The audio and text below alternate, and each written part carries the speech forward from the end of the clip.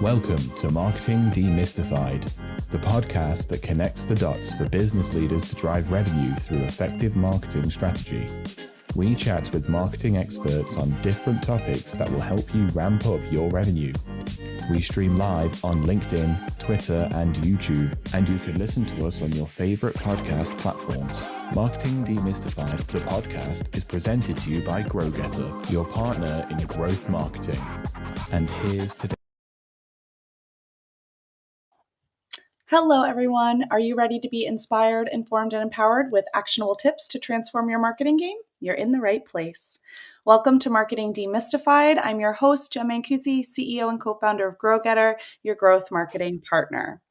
Today, we're exploring how corporate rebranding can devastate your digital presence across search engines and AI systems, all of the above.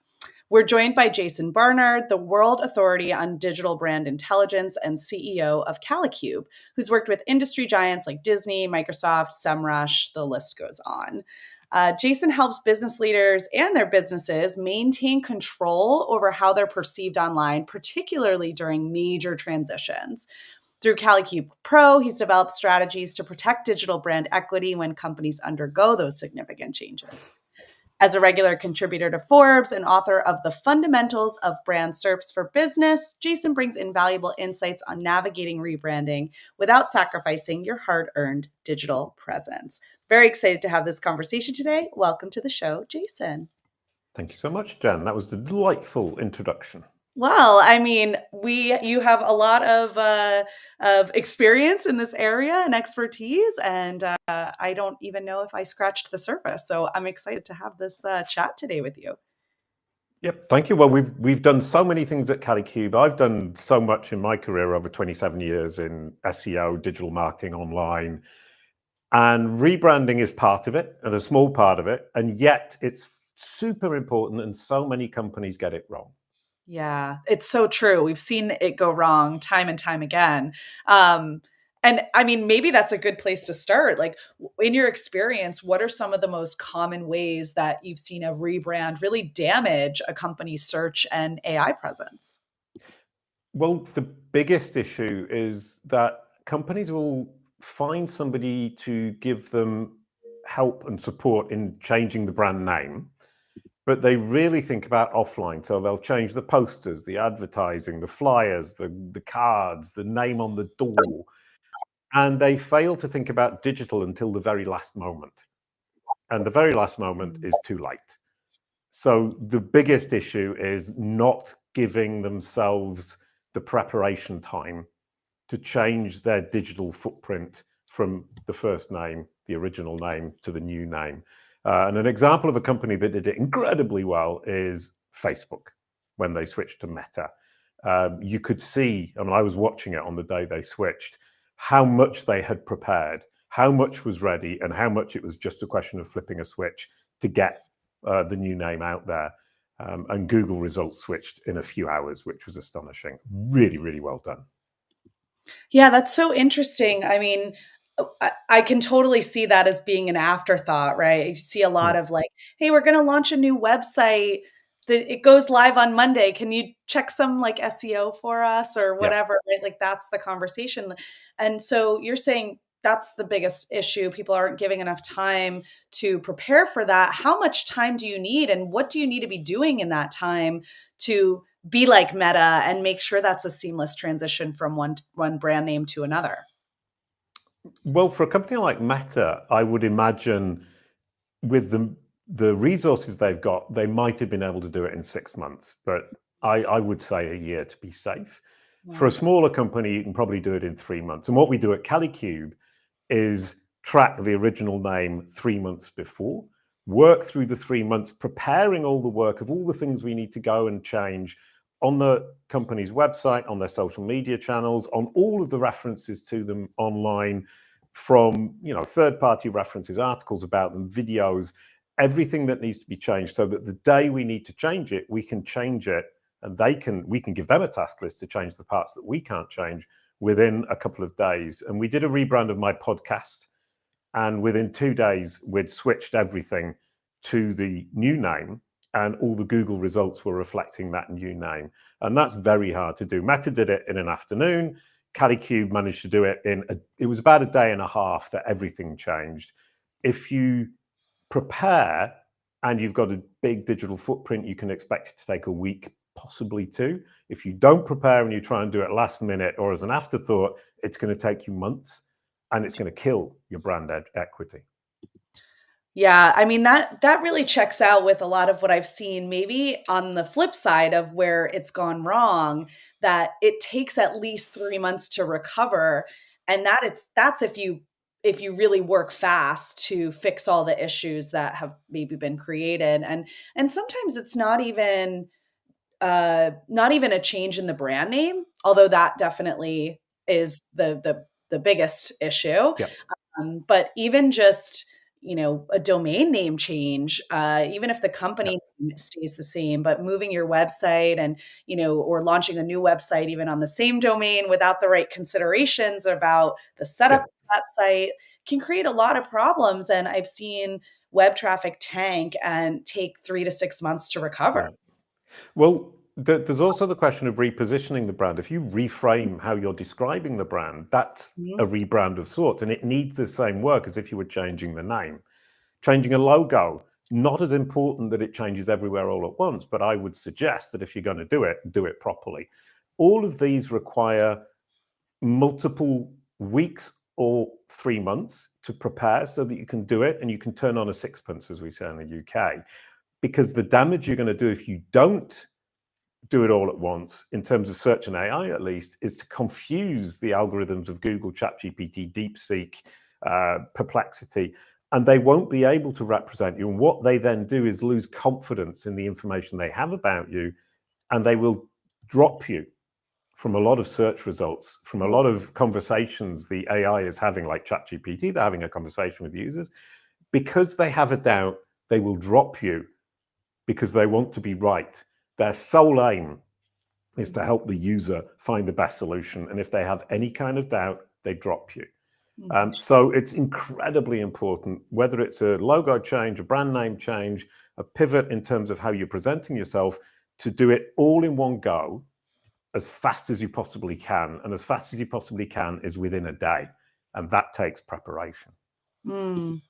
Yeah. And, it's not really the topic of this show today, this episode, but I do want to maybe take a little trip down a side rabbit hole to talk a little bit about search and AI and sort of these new search engines, these ChatGPTs and Perplexities and DeepSeeks that we're talking about.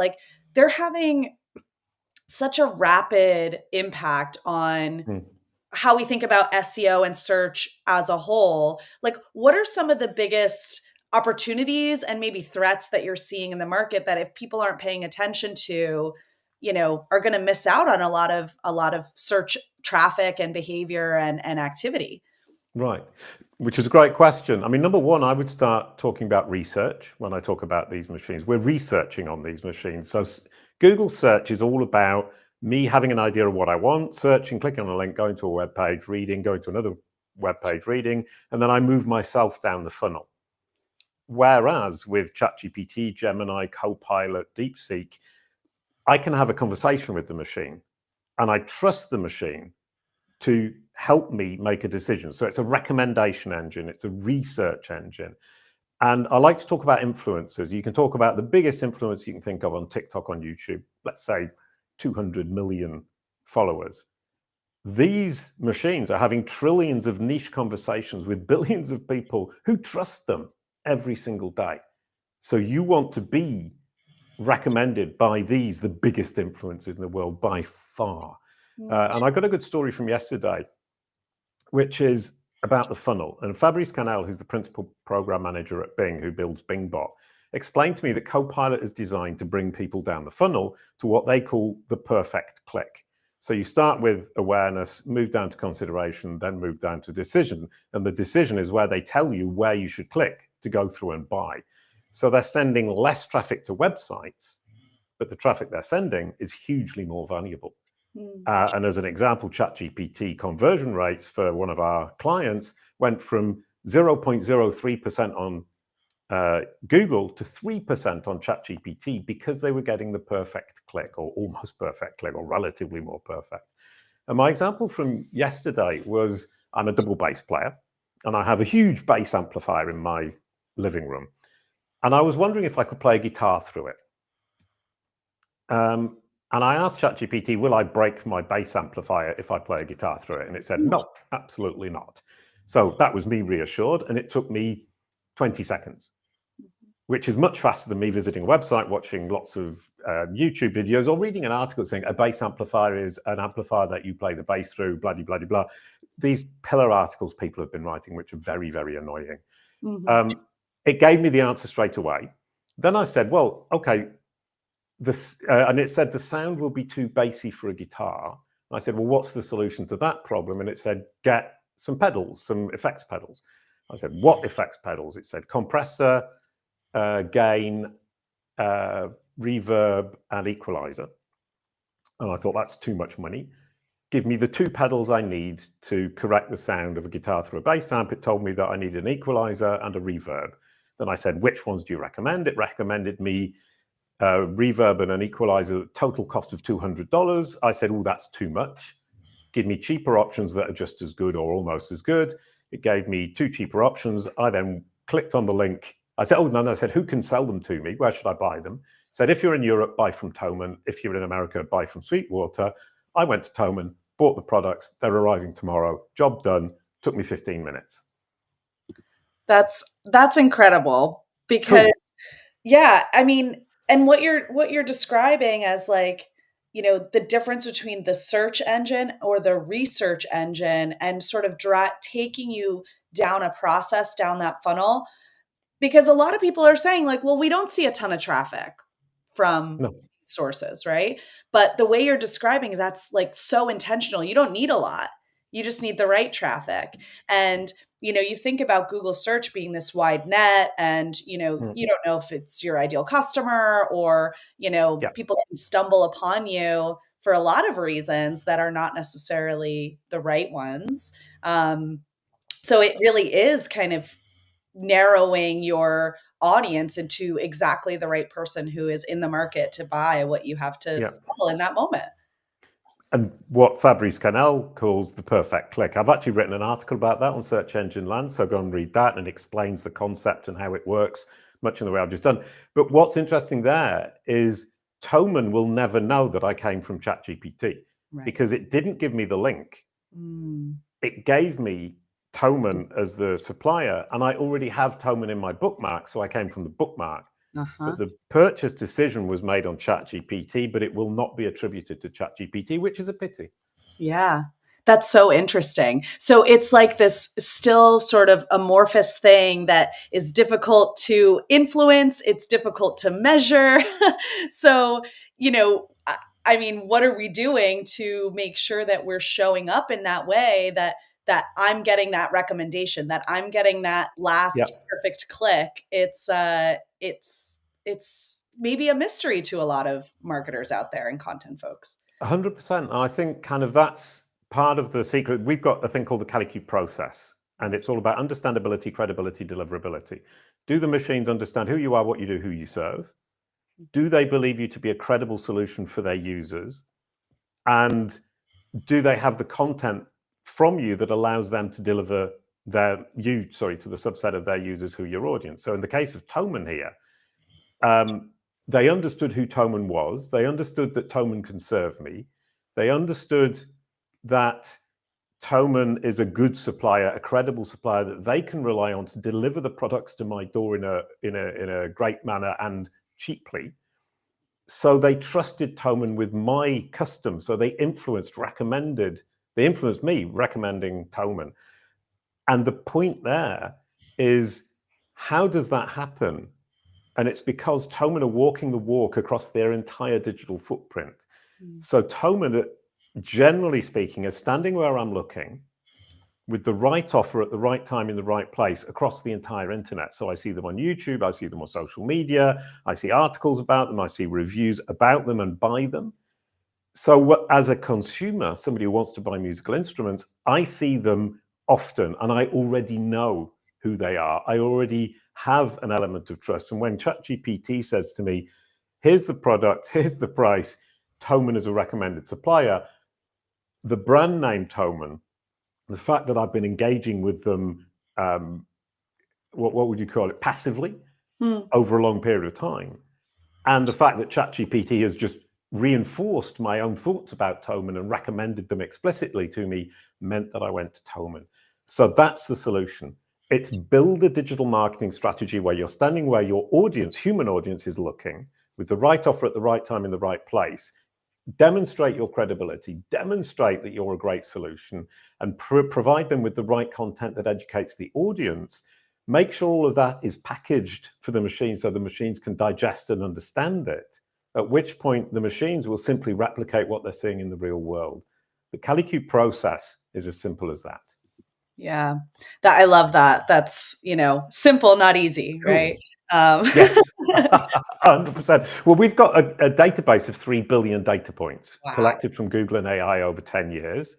Yeah. And that allows us to go in and not guess at where you need to be standing, not guess at what you need to be saying to be seen to be credible, not guess at which content you need to create, where we can tell you exactly where you need to be doing it, because Google and AI, the data we've collected, tell us what they expect to see. Yeah. And so we use them as a way to understand what the world should look like for you in terms of serving your human audience. So it's using the machines to understand what your human audience expects, do what your human audience expects, and then the machines will replicate it. It's super simple, once again, not easy, and we do it every day at CaliQ. Amazing.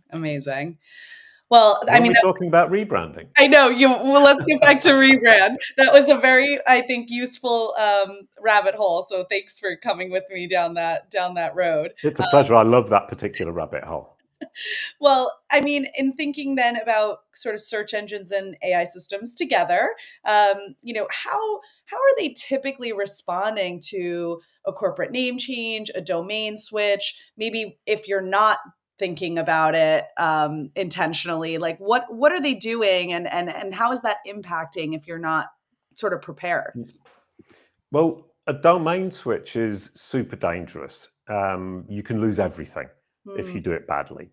And I think one thing that a lot of people focus on that isn't the right thing is their own website primarily, and not look at what pages are being crawled. So my first piece of advice is you look in your logs to see which pages are being crawled, look in Google Search Console to see which pages are in the index, and focus on those, because those are the ones that are going to kill your business if you get it wrong. If you get the other ones wrong, it's not going to kill your business. If you get those ones wrong, especially if you're relying on Google and AI, it can potentially kill your business.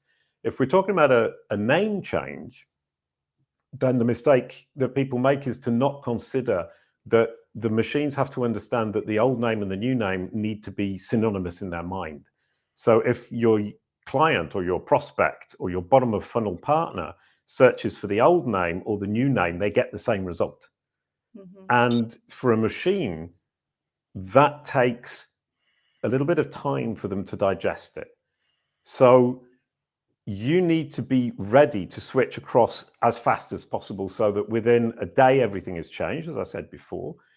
And within a week, the machines will all understand.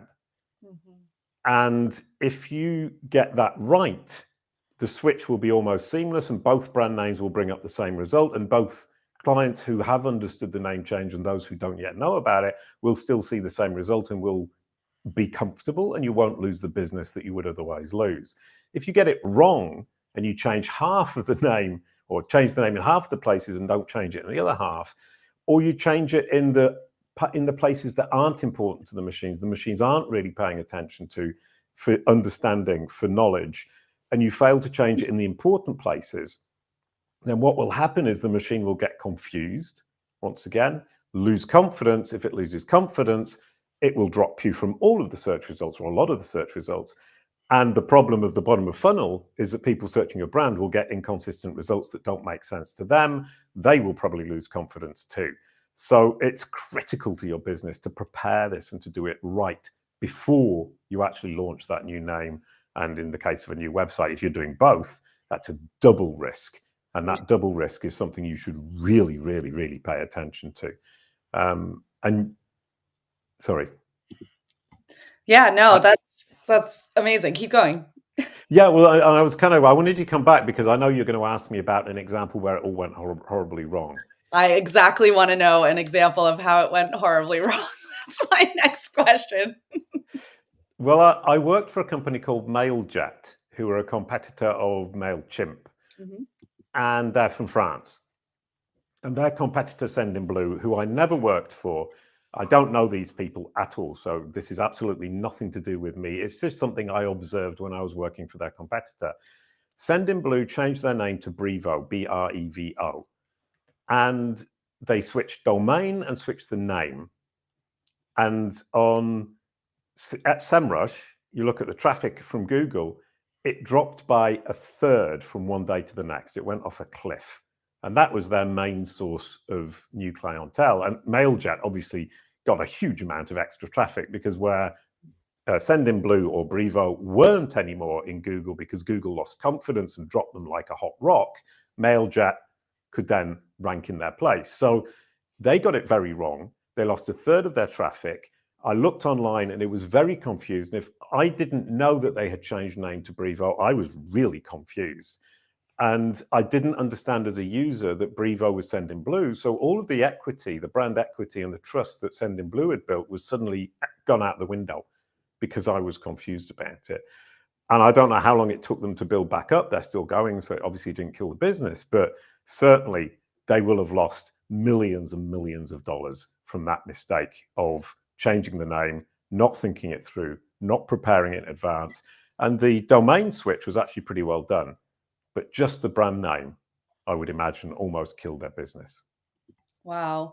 Yeah, it's so interesting that maybe from a technical perspective, the domain switch, right? You're making sure you don't have 404s and you're redirecting and this sort of like the checkbox of how to make sure your website is operating properly and you've got good scores and all of that. That's easier to prepare for. But the actual preparation of making sure the robots understand the connection between the two brands is really what you're saying is what gets missed.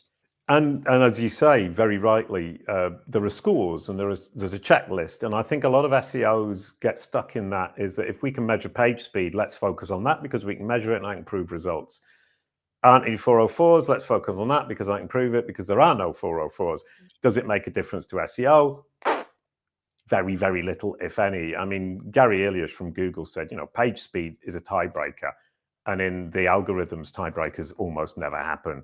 So it's going to change you one place if ever there's a tiebreaker. But in reality, that tiebreaker isn't something that's going to happen on a regular basis.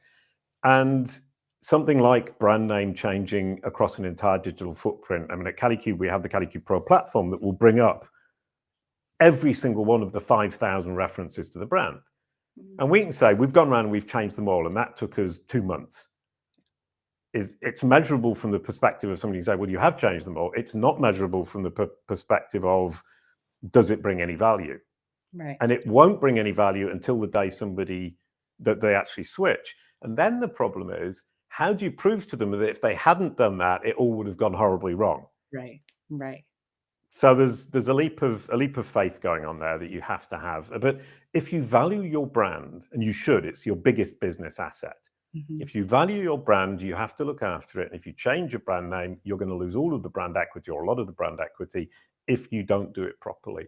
But I think it's weird or strange in the digital marketing and SEO space, brand is vastly underestimated. And in the branding space, SEO and marketing are underestimated. And the two need to talk to each other more, I think.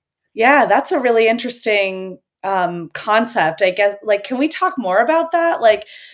What is it about maybe SEO and AI that is not putting a lot of value on brand? And what is it about brand, like vice versa, that doesn't value SEO as much?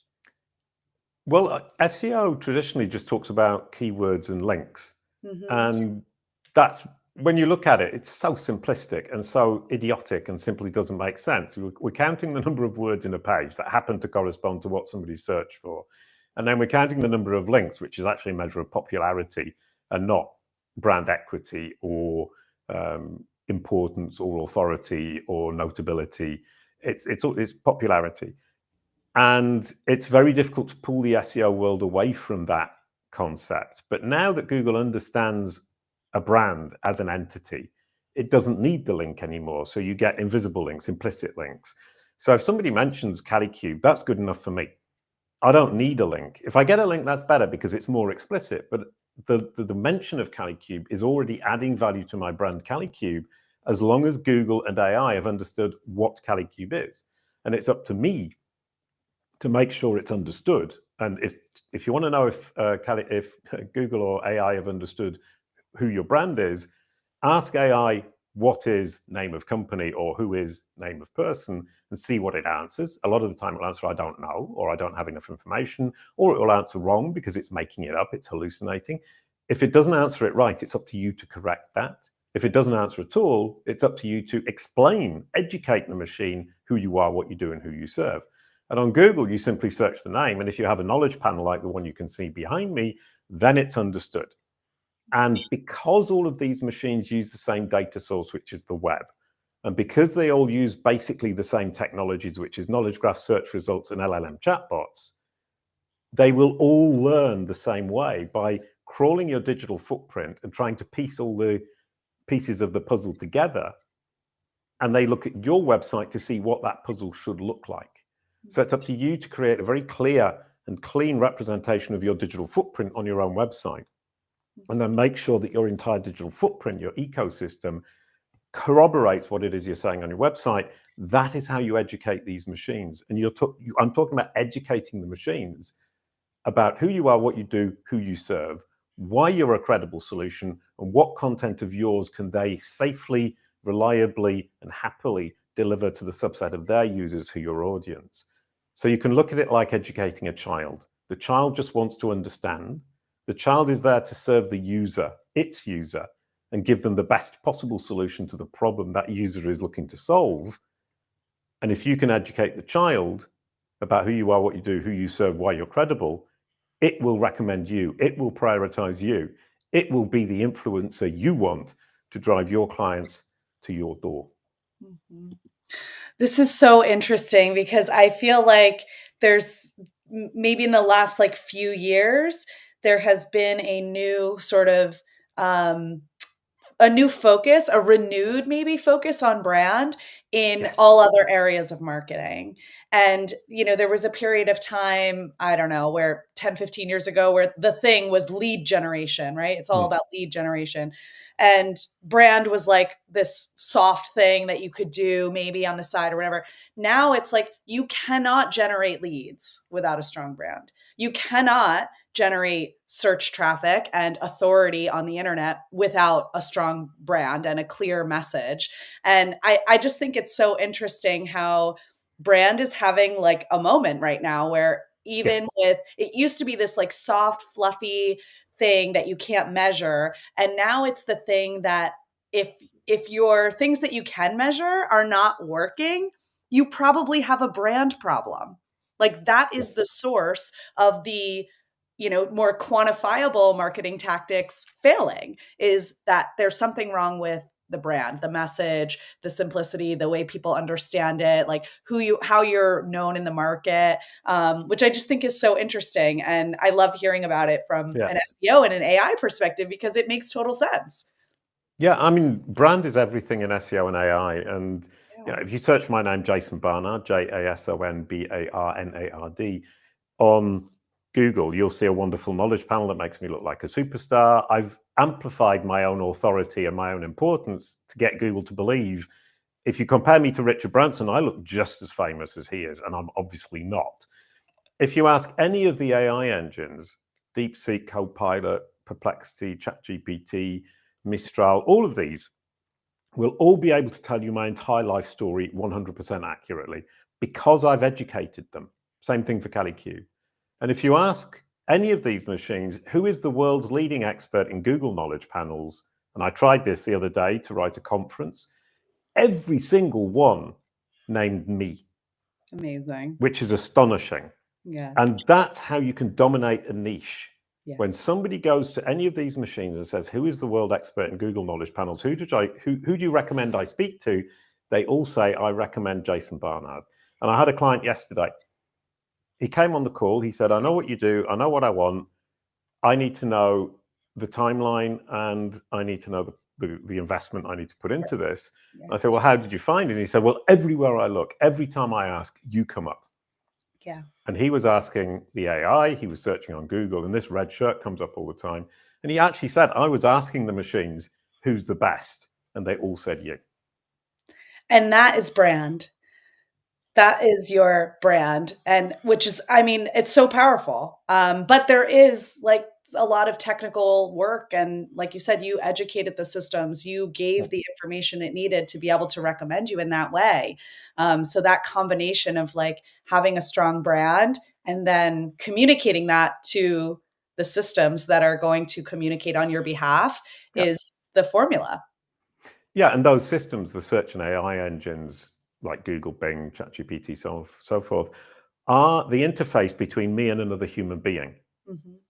And they're an opportunity for me to be introduced to somebody I would not find any other way. Once again, it's billions of people having trillions of niche conversations. Yeah. And I want, as you said earlier on, I want them to introduce me to the right people. And that means that I have to be very clear to the machines who I am, what I do, who I serve, and that I'm credible. And if I can do that effectively, they send me the people I can truly serve. And I think that's what we lose sight of.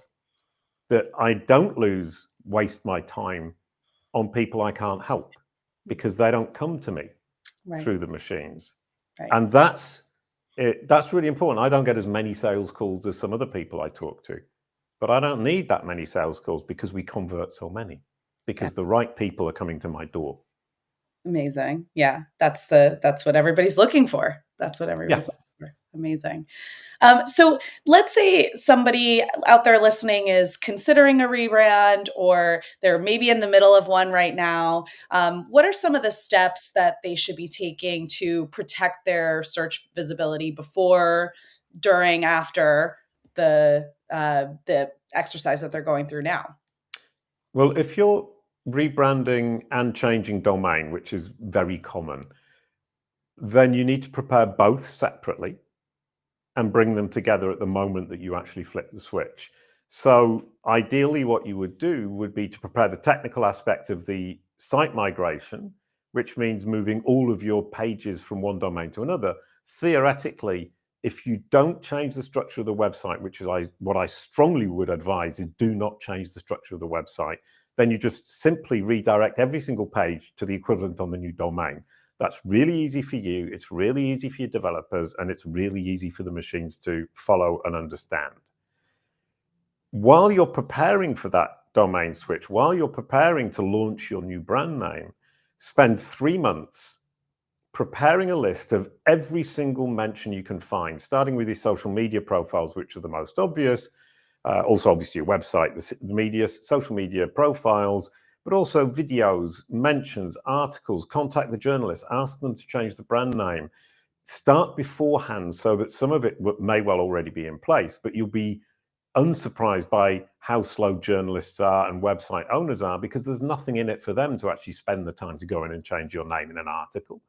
Ideally, they would change it from, like with Twitter and X, is keep the old name in brackets, previously name of company. That's hugely helpful to the algorithms, and that was done very, very well by Twitter. And then when you're ready to flip the switch, get ready to spend a full day or 2 days going around every single platform, changing at the time it changes on the website. If you can do that, then the machines will follow, and within a week, everything will be in place, and you won't see that dip in traffic that you would expect to see at the moment of a site migration and a brand name change. As a rule of thumb, you have about a week.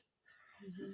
If you're later than that week for the majority of the changes of your brand name across your entire digital ecosystem, then you're going to hit trouble. Mm-hmm. So plan to do it in a week. at the most, which means planning beforehand 2 to 3 months. That's what we do at Calicube with our clients.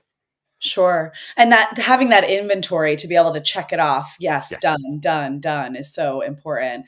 And so let's say like you're past that week, somebody's listening, they did their rebrand a month ago and they're going, uh-oh, I didn't do any of this work. Is there such thing as too late? Or is it like, hey, get on it now. Now's the time. Well, I mean, there's no such thing as too late to recover.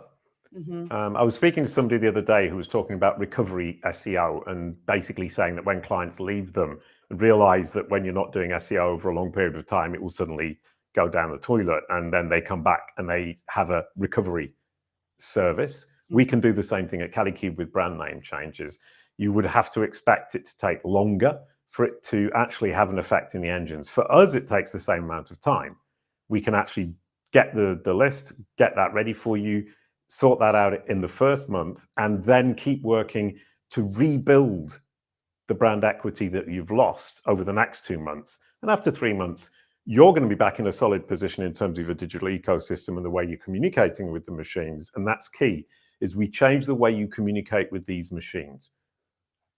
But it will take about 6 months for the machines to react and to come back to you with what you had before. Yeah. I mean, that checks out. I feel like that's exactly what I've seen. Again, not just with a rebrand, but with any kind of major digital change that's happening.